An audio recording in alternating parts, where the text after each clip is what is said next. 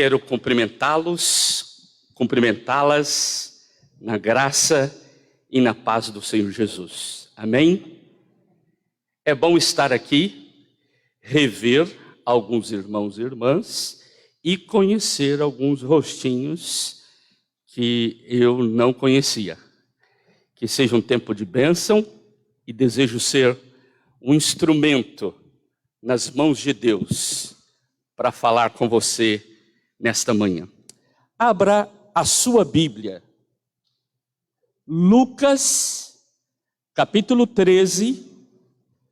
Lucas, capítulo 13, versículos 1 a 9. Lucas 13, 1 a 9, nos colocando em pé, de forma reverente, ouçamos o que nos diz o texto sagrado. Naquela mesma ocasião, estavam ali algumas pessoas que falaram para Jesus a respeito dos galileus, cujo sangue Pilatos havia misturado com os sacrifícios que os mesmos realizavam.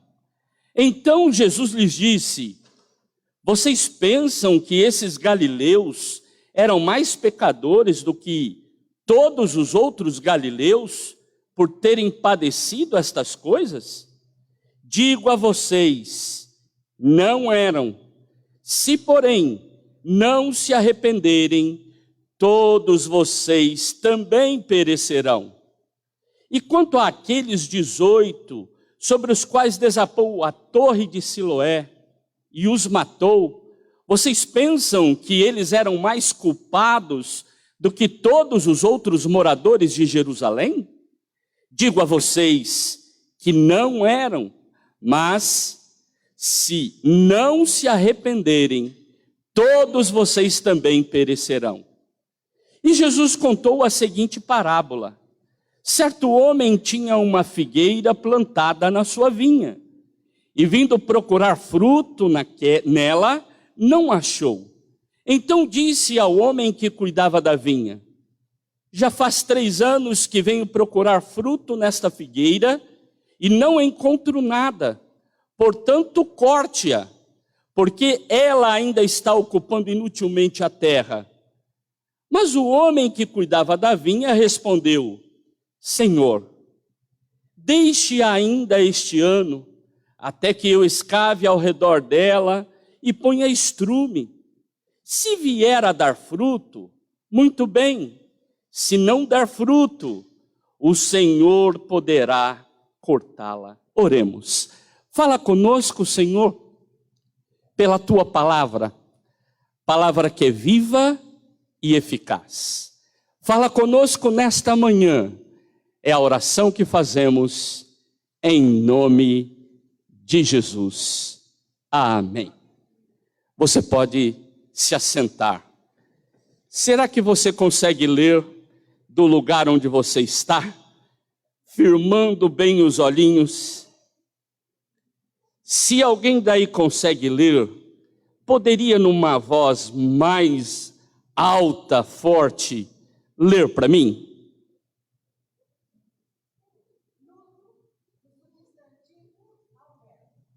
Luto do substantivo ao verbo.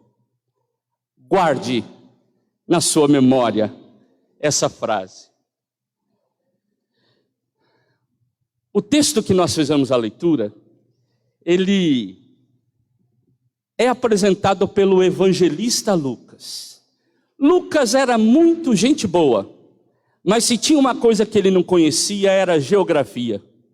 Ele não fez faculdade de geografia. E pelo contrário, ele nem morou na Palestina, não conhecia nada da Palestina. E se ele fosse prestar uma prova, ele seria reprovado. Aí entra uma questão importante, que é entender que os evangelhos não são textos jornalísticos ou textos científicos, acadêmicos, mas são textos de fé que tentam auxiliar a igreja na sua caminhada cristã. Por isso, todos os apontamentos geográficos utilizados por Lucas está ligado a uma questão social ou teológica. Ele tem uma finalidade de ensinamento de fé, de ensinamento para o amadurecimento da comunidade. Por isso ele, quando escreve o seu evangelho, ele vai dedicar 10 capítulos para contar a história da viagem de Jesus, que sai da Galileia para ir para Jerusalém. Ele tem uma narrativa que é totalmente diferente da narrativa dos outros evangelistas sinóticos, que é o Mateus e o Marcos. O Mateus usa 2 capítulos para contar a história dessa viagem, e o Marcos 1 capítulo. Mas Lucas, ele valoriza tanto este tempo de caminhada, este tempo em que Jesus está indo rumo a Jerusalém, onde ele está indo rumo à sua paixão. E nós precisamos de entender e destacar este aspecto. Porque enquanto Jesus caminha para Jerusalém, nestes 10 capítulos, Jesus, ele está ensinando os seus discípulos. Ele está discipulando. Ele está ajudando os discípulos no amadurecimento da fé, para que eles consigam sobreviver e dar continuidade ao ministério que Jesus iniciou. Agora imagine que eles estão ali na viagem, de repente chega um grupo, e esse grupo chega com a seguinte conversa: sabia que lá em Jerusalém, para onde você está indo, o Pilatos pegou uns galileus como você? Eles estavam lá no templo fazendo sacrifício e chacina. E ainda misturou o sangue deles com o sangue dos sacrifícios que faziam. Jesus entendeu qual que era a conversa ali. Jesus entendeu que por detrás daquilo estava o que conhecemos como teologia da retribuição. Sabe aquela ideia? Bem feito, fez errado. Lembram daquela propaganda que tinha? E agora, que leite que é? Falava assim: tomou? Parmalat. Tomou? Às vezes as pessoas fazem isso umas com as outras. Tá vendo? Eu avisei. Tomou. E essa teologia presente lá no passado e presente hoje, tentando achar dentro das calamidades, das tragédias, das dificuldades, a culpa das vítimas. Os galileus já sofriam preconceito. Eles estavam na periferia. Eles tinham preconceito do jeito que falavam. Se você pensa que quando Pedro é descoberto por aquela moça lá, no dia em que ele estava lá sendo julgado, preso, que ela diz assim: você fala como ele. Estava falando que ele falava teologicamente como Jesus? Não, ela estava falando assim: o teu sotaque é o sotaque caipira do povo da Galileia. E você vai me falar que não conhecem ele, que não está assim com ele. Você é da turma desse Jesus. E Pedro, então, não, eu não sou. Então, diante desse preconceito, Jesus vai dizer assim: olha, quero dizer para vocês que essas pessoas não são mais pecadoras que as outras. Elas não eram mais pecadoras que as outras para sofrerem essa tragédia. Então tá bom, vocês estão falando dos galileus, eu vou falar, e os moradores de Jerusalém, que foram soterrados na torre de Siloé? Eram todos de Jerusalém. E vocês vão dizer que tinha gente de Jerusalém que era melhor umas que as outras? Também quero dizer, não tem. E aí ele repete a mesma fala: se vocês não se arrependerem, perecerão igualmente. Essa ideia, né, da culpabilização da vítima. das pessoas que sofrem. Às vezes dá uma tranquilidade para a gente, né? Como se a culpa não é nossa. Eu falei. Não quis me ouvir? Tá vendo? Isso fica tão presente na teologia da missão, às vezes, nos desafios que a igreja recebe, que nós achamos, já fiz minha parte. Se não querem melhorar, a culpa não é minha. Eu gostaria de olhar para este texto, lembrando da fala do apóstolo Paulo, que quer, como diria alguns, quebrar o nosso vaso, quando ele dizia: aquele que pensa, olha só, aquele que pensa estar de pé, cuide que não caia. Essa prepotência que às vezes temos, de queridinhos de Jesus, estou seguro e sou melhor que os outros, não cabe na teologia misericordiosa que a palavra de Deus nos ensina. E é diante disso que eu quero então partilhar com vocês sobre a parábola. Jesus sempre se utilizava disso. Quando tinha um assunto difícil, o que ele fazia era contar uma história. Ele fazia uma comparação para facilitar. Jesus era extremamente pedagógico. Ele queria facilitar o entendimento das pessoas. Nós que às vezes complicamos. Jesus tentou facilitar, né? Eu costumo dizer que dizer as coisas difícil não é difícil. O difícil é tornar fácil aquilo que se explica de forma difícil. Complicou, né? Porque na realidade, quando você entende muito de um assunto, você pode falar a partir dos seus conhecimentos e o outro nem entender. Vide quando um médico vai nos auxiliar em algo, utilizando a linguagem médica e não facilita. Ou um advogado que vai nos auxiliar, utilizando a linguagem do direito. Ou na psicologia, temos isso também, né? Vão nos explicar a partir... Porque isso tem a ver com o complexo que... Ou mesmo a teologia, partindo dos pressupostos teológicos, onde a fonte... Podemos dificultar. Jesus facilita. Jesus quer que nós entendamos. E ele conta uma historinha, e é dessa historinha que eu quero tirar lições. E eu convido então você a refletir sobre a vida, sob 3 perspectivas.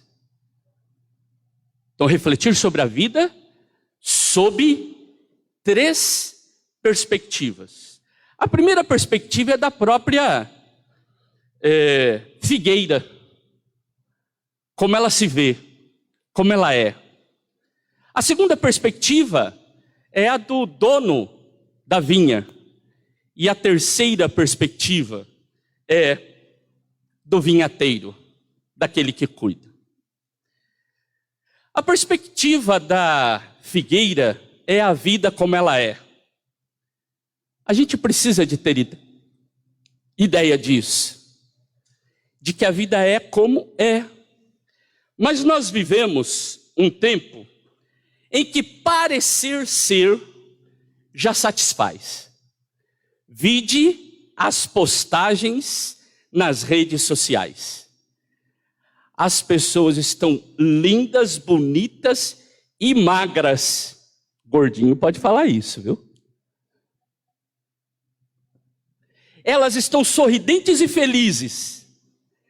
Mas se você acabar de ver a postagem dela e der de cara com ela na porta da casa dela, você leva um susto. Porque não são as mesmas pessoas. A gente vive meio que um faz de conta, meio que querer enganar, às vezes, a nós mesmos. Às vezes, quando alguém olha o bebê e fala, que bebê mais bonitinho, você está vendo ao vivo e a cores. Aí alguém fala assim, se ainda não viu uma foto que ele tem lá no Instagram. Nós queremos aparentar. Nós temos dificuldade para lidar com as nossas mazelas, com as nossas limitações, com as tragédias da vida. A gente não consegue, às vezes, lidar com tudo isso, com as decepções. E aí, então, nós precisamos de dar um outro tom. Tentamos redesenhá-la.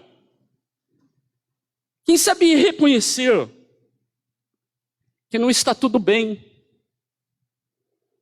Quem sabe dizer assim, de fato, nos 3 últimos anos eu não tenho dado frutos.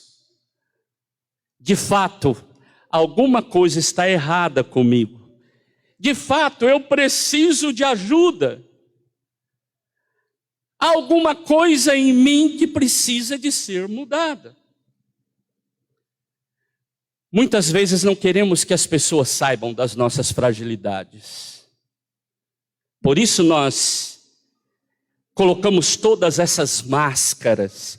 O que de tudo não é ruim, nos blinda sim, nos protege sim.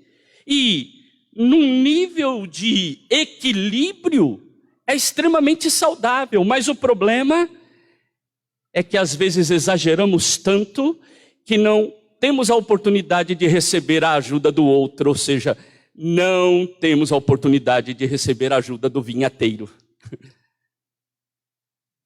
Porque as pessoas não percebem que nós estamos precisando de ajuda, precisando de auxílio. Eu me lembro de um desenho que eu assisti com a Bia, acho que é Divertidamente.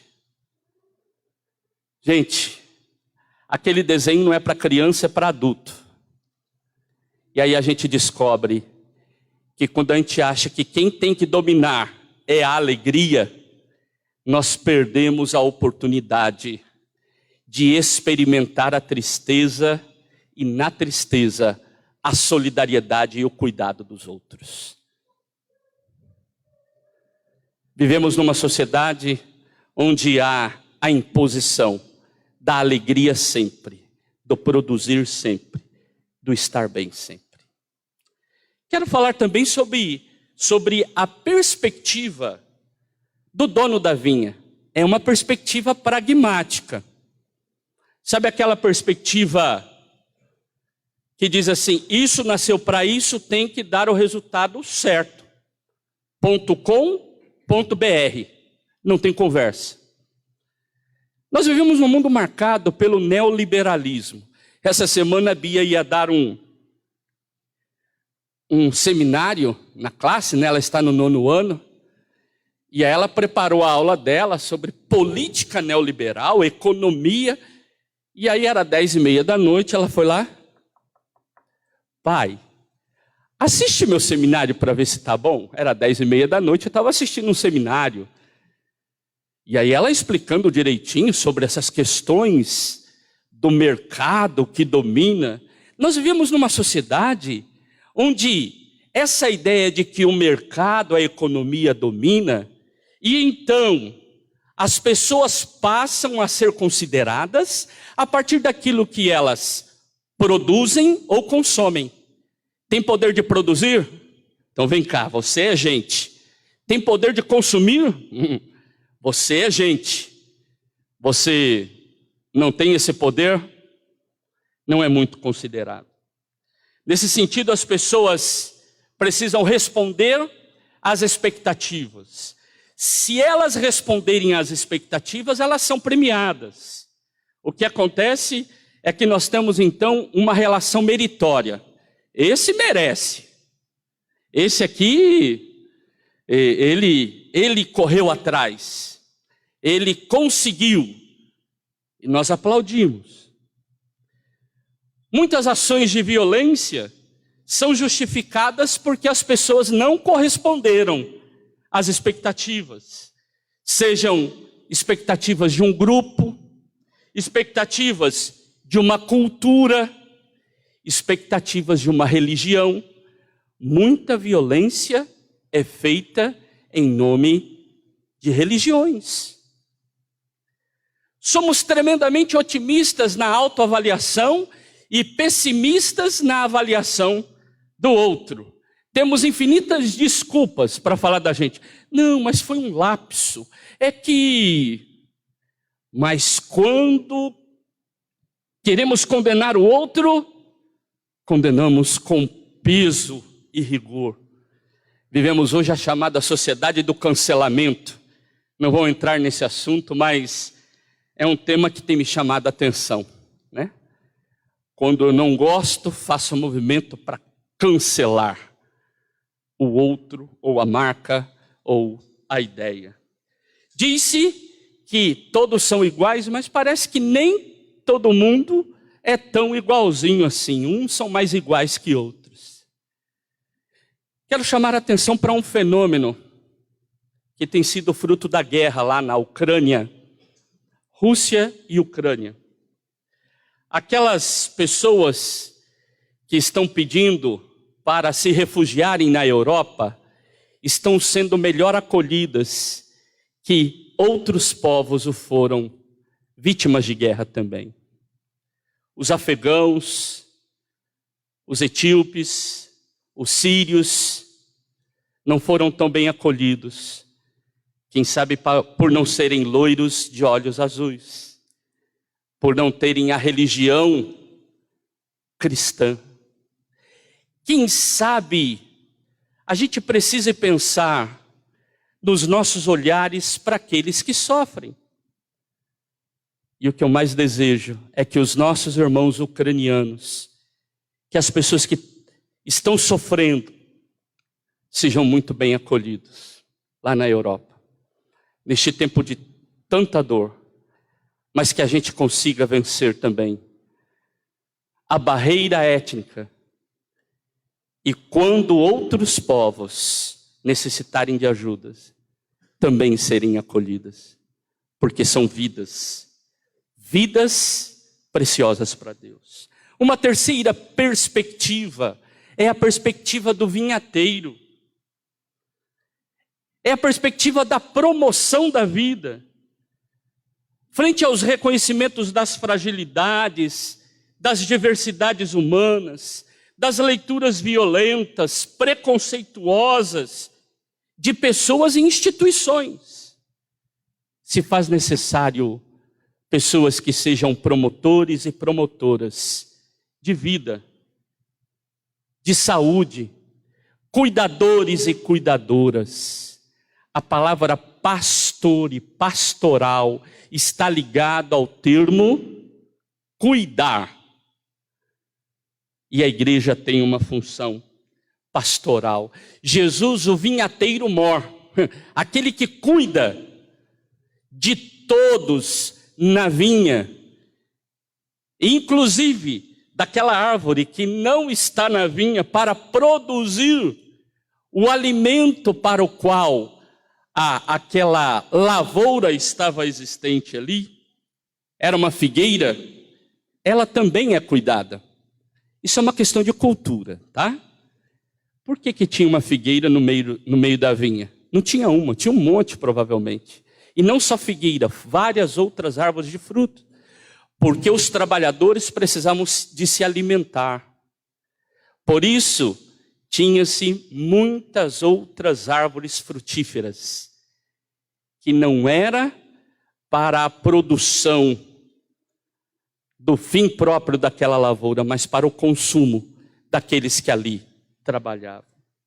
E é esse vinhateiro, Jesus, que nos chama a sermos promotores da vida. Como cristãos somos chamadas a sermos discípulos e discípulas que se dedicam na promoção da vida. Como cristãos, como cristãs, não somos chamados a fazer parte do controle de qualidade da vinha. Você já viu como tem gente que gosta de fazer parte do controle de qualidade? Quer julgar qual é a figueira ou qual é a árvore ali que tem que ser cortada? Não somos chamados a sermos do controle de qualidade, nem da vinha, nem do céu. Tem gente que pensa que tem poder de falar quem vai para o céu e quem não vai, né? Não temos. É muita prepotência cristã. Não decidimos que figueira vive e que figueira é cortada. Somos chamados a nos dedicar no cuidado das figueiras, das vinhas e de todo tipo de árvore de fruto. E investirmos o nosso melhor. Aqui, na minha tradução, usou a palavra estrume, adubo, o melhor possível, para que essas vidas sejam ressignificadas e possam dar frutos. Quero concluir dizendo que este tempo da quaresma, como disse nossa irmã Jô, é um tempo importante de preparação para experimentar não só a morte, a paixão e morte, mas também a ressurreição, a maior festa do cristianismo. Que este tempo de preparo possa nos auxiliar a mim e a você, de que fomos chamados a vencer toda a força da morte, todos os sinais da morte que se colocam ao nosso redor. Nós não compactuamos com a morte, compactuamos com a vida. E compactuando com a vida, nós promovemos vida, saúde, bênção na vida de qualquer pessoa. Que possamos nos reinventar no cuidado do mundo e no cuidado da vida. Que verdadeiramente convertidos, nós possamos lutar contra essas forças que querem massacrar e matar. Por isso, frente a tantas atitudes que promovem sinais de morte, gerando luto,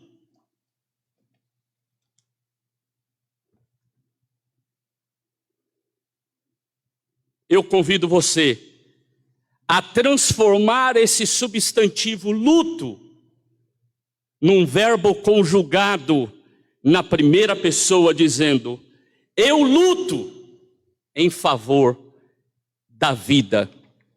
Que Deus nos abençoe. Vamos orar?